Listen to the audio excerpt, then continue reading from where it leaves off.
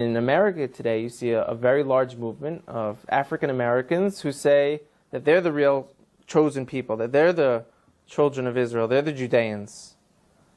So what are they just trying to create an identity for themselves because they were slaves, or is there really something here? And the answer is, most likely there is something there.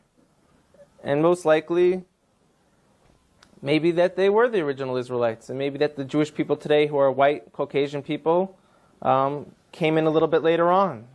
We know that some of the greatest sages of the transmission of the Torah were converts. Africa has perhaps hundreds of millions of people with this identity right now of being from the people of Israel. Does that mean they were from the 10 tribes? Likely not. We were taught by the historians and within our own traditions that when the Romans conquered Judea, a few hundred years after that the tribes of Israel went into exile, perhaps millions of Judeans were sold into slavery. Into Africa, into Rome, deep into Africa.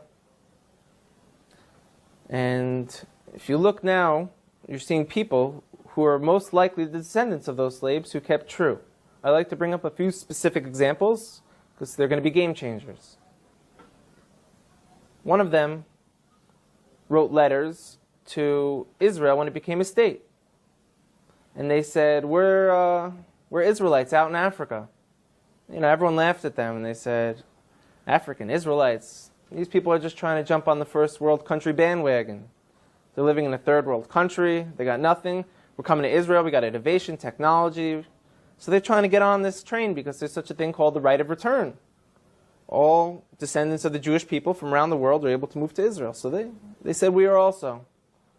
And everyone kind of laughed at them, like I said. And a few people took it serious and went out there and started studying them, learned about their culture. And a professor from Duke University went out there and did DNA testing on them. And he showed not only do they share Semitic genes from people who were in Yemen and back to the Middle East, these gentlemen, a large percent of them, have the Y chromosome to be Kohanim, to be priests. Now, if anyone who doesn't know, a priest is a specific family clan of the nation of Israel who come from Aaron, the brother of Moses, who was the first priest. And anyone descended from Aaron has the status title priest. And we found that these men in this village in South Africa called Lemba, L-E-M-B-A, carry this genetic marker to let us know that they share the same as from the Sephardic and the Ashkenaz and the population of the people in Israel today. They share the same exact DNA marker. That's mind-blowing. So everyone kind of got humbled a little bit who laughed at them and said, now what? Now what do we do about this? This could have tremendous implications.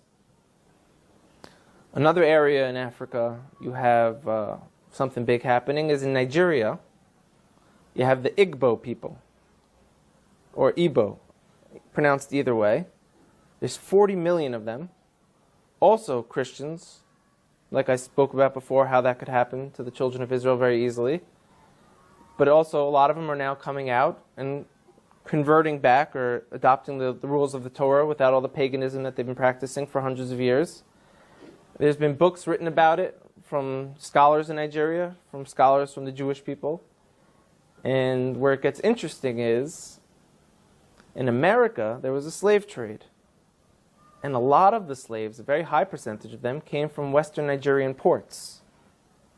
And in America today, you see a very large movement of African Americans who say that they're the real chosen people, that they're the children of Israel, they're the Judeans. So what are they just trying to create an identity for themselves because they were slaves, or is there really something here?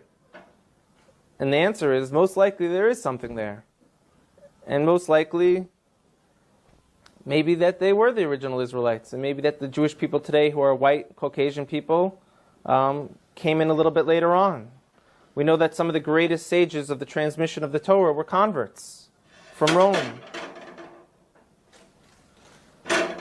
You have a man named Onkelos who wrote a commentary on the Torah, unprecedented, that we still learn today. He was a convert.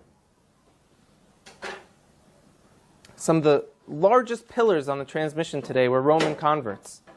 So here we are, we're Caucasian Jewish people, And now you have people in Africa saying that they're the real people of Israel. It can't be ruled out at all. We know they were sold into slavery.